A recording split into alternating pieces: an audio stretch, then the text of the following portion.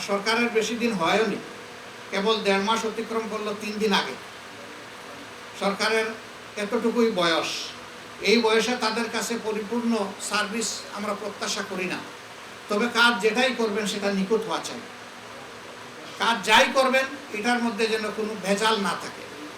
শিক্ষা সংস্কারের জন্য কমিশন করা হয়েছে, আমরা বিস্মিত। সেখানে আমরা দেখলাম যে একদম খাড়া আল্লাহকে অস্বীকারী মানুষেরা সেখানে বসে গেছে। তারা কি শিক্ষা দিবে এই জাতিকে, কি সংস্কার দিবে তারা?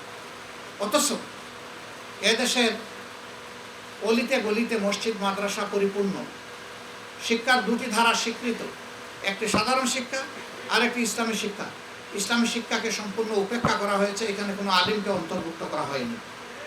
আমরা বলেছি অবশ্যই কমপক্ষে আলিয়া নেসাব থেকে একজন এবং কওমি নেসাব থেকে একজনকে এই কমিশনে অন্তর্ভুক্ত করতে হবে।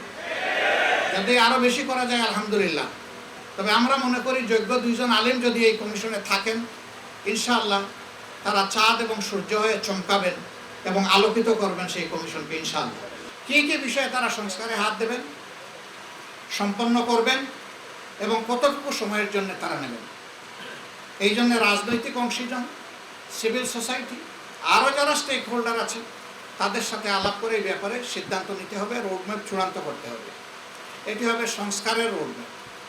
সংস্কারের রোডম্যাপটি যথাযথ সফল হলে তবেই নির্বাচনী রোডম্যাপও সফল হবে ইনশাআল্লাহ।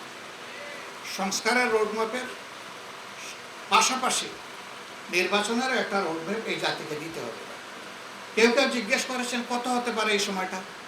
আমরা বলেছি যে সংস্কারের ব্যাপারটার উপরে নির্ভর করবে এই সময়টা কতটুকু হবে। আমরা এখনই সুনির্দিষ্ট কোনো সময় বলতে চাচ্ছি না। তবে হ্যাঁ, এটা বছরের পর বছর হওয়া উচিত নয়। তবে এটা ঠিক, একটা দেশে যারা জনগণের উপর গণহত্যা সংগঠন করেছে, গণহত্যাকারীদের জনগণের ময়দানে রাজনীতি করার কোনো অধিকার থাকতে পারে না। রাজনীতি করবে তারা যারা মানুষের কল্যাণে নিবেদিত হবে, দেশ এবং রাষ্ট্রকে, জনগণকে যারা ন্যায়, ইনসাফ, শান্তি এবং সমৃদ্ধি উপহার দেবে। রাজনীতি করার অধিকার কেবল তাদের থাকবে, অন্য কারণ নয়। যেই জাতি এই দেশকে স্বৈরাচারের কলঙ্ক মুক্ত করেছে বুকের রক্ত দিয়ে, সেই জাতি এই দেশের স্বাধীনতার সার্বভৌমত্বের পাহারাদারি করতে হবে কারো সাহায্য ছাড়াই ইনশাআল্লাহ।